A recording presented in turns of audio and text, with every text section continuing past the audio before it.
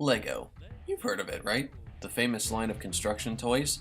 Back when I was about 10 years old, I was obsessed with Lego. I really enjoyed taking these small pieces and watching them come together to create something really cool. I mainly grew up with 4 different Lego product lines: Lego City, Lego Castle, more specifically Lego Knight's Kingdom, the second one, not the first one, Lego Racers, the product line, not the video game, and of course Lego Star Wars. Nowadays, I still enjoy the LEGO video games, but as for the toys themselves, I stopped buying them for one reason and one reason only. These toys are goddamn expensive. Seriously, they cost more than a brand new video game for the PlayStation 4. As a result, I only stick to the LEGO video games since they're much cheaper and I can get more out of them, and I can play and still enjoy them for several hours. I also really like the art style of LEGO since I still think it has a certain charm to it.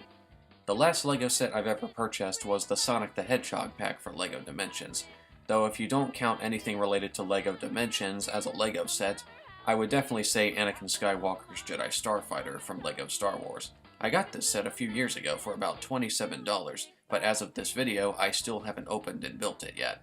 My cousins definitely had a lot of LEGO toys back in 2002, but I never actually owned any myself until 2004 or 2005.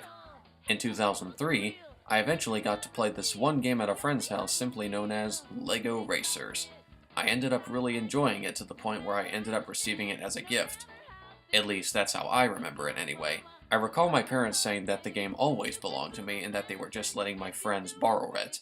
But I clearly recall playing it at their house first before playing it at my own. Either way, this is the first kart racing game I've ever owned. Though it's not the first kart racer I've played, that honor goes to Mario Kart 64.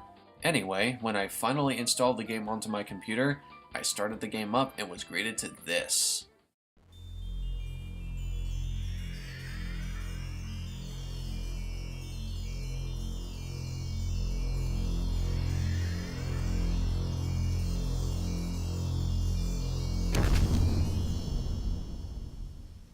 It was so cool, though also kind of intimidating. Then, a LEGO minifigure shows up to pull this lever.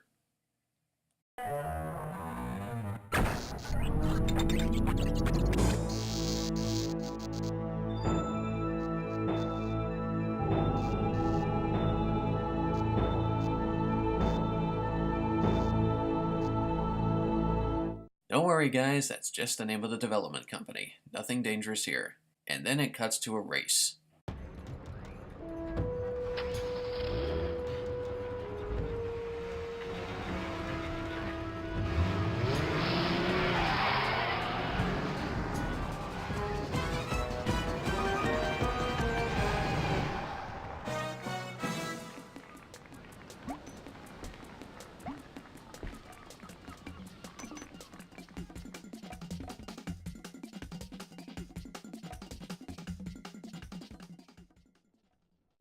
After seeing this intro, I was pumped.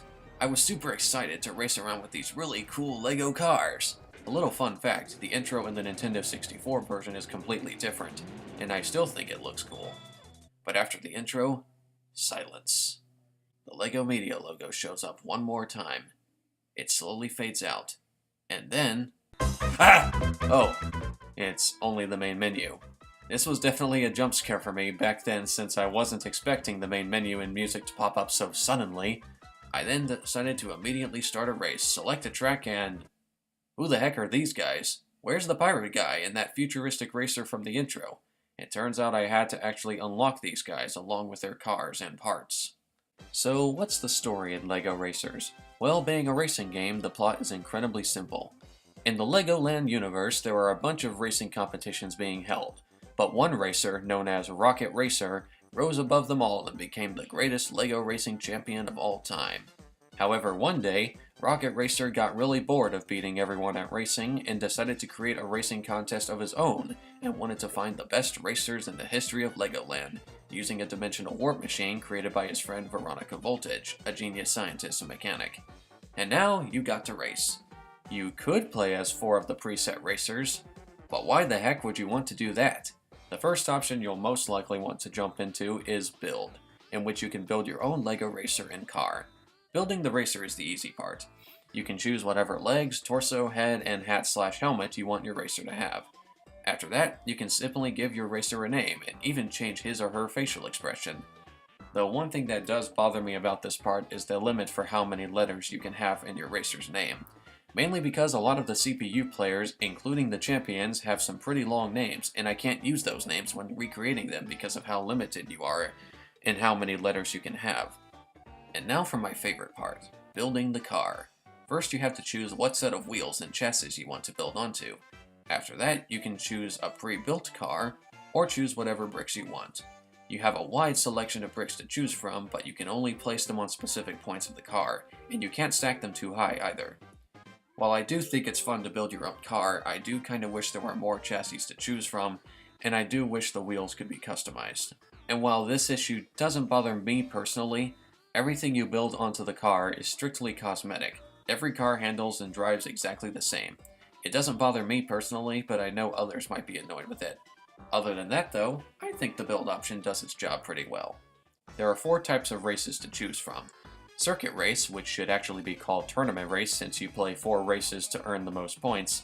Single race, which allows you to freely race on any unlocked track. Versus race, which is a 2-player split-screen one-on-one race. And time race, in which you have to race Veronica Voltage while also trying to beat her best time on whatever track you select. There are a total of 13 tracks in the game, 14 if you count the test track. These tracks revolve around 4 different LEGO themes, those themes being Pirates, Castle, Space, and Adventures. Each of these tracks are well designed for the most part, though some are definitely harder than others.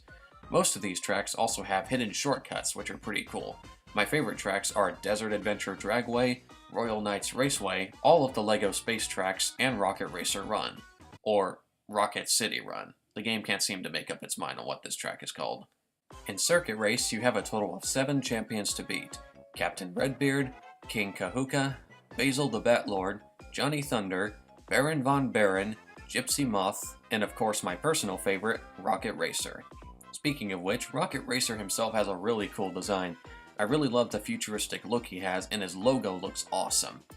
Also, in my honest opinion, I think he has the coolest LEGO race car I've ever seen. Seriously, I really love the sleek front and especially the dual jet engines on the back. Sure wish I had the parts to build my own replica of this car. Anyway, beating a circuit race will unlock the champion's car set, which will allow you to use their parts as well as new parts in general in the build option. Though when you do unlock a new car set, it starts off kind of intimidating, but then switches to a more happy tone.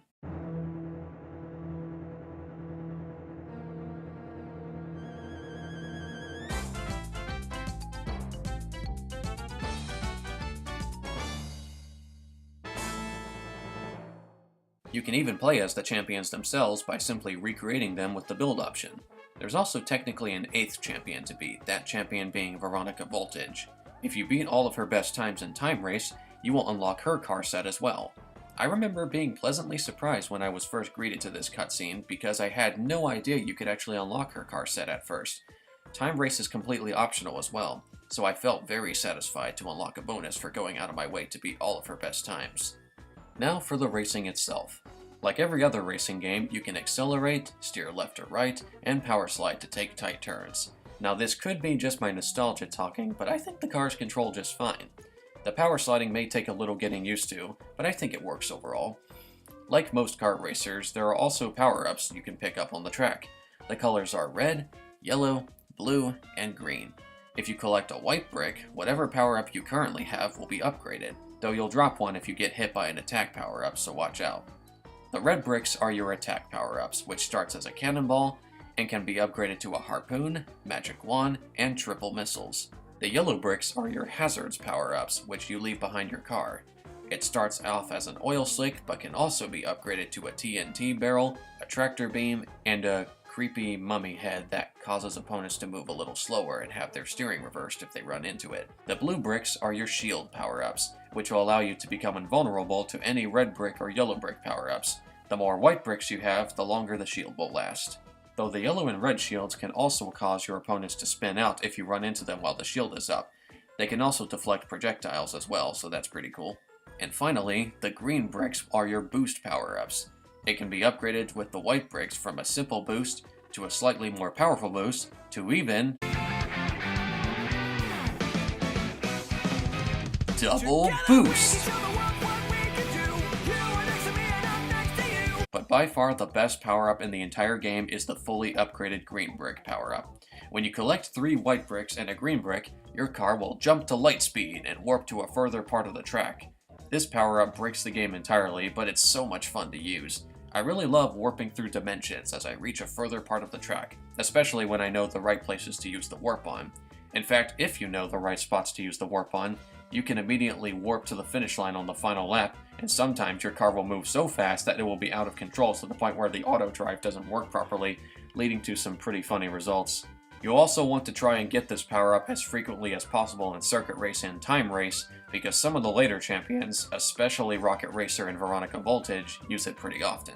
As for the music, it's actually very catchy. I love almost every song in the game. Again, that may be my nostalgia talking, but I don't care, it sounds so good!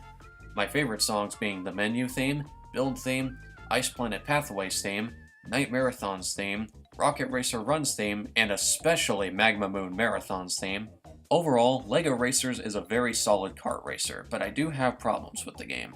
I already mentioned earlier that I don't like the limited number of letters for the names, and I wish there were more customization options for building a car, but I also wish the Versus race had more options as well. I kinda wish you could turn on CPU opponents for those races. Not only that, but the game only goes up to 2 players no matter which version you play.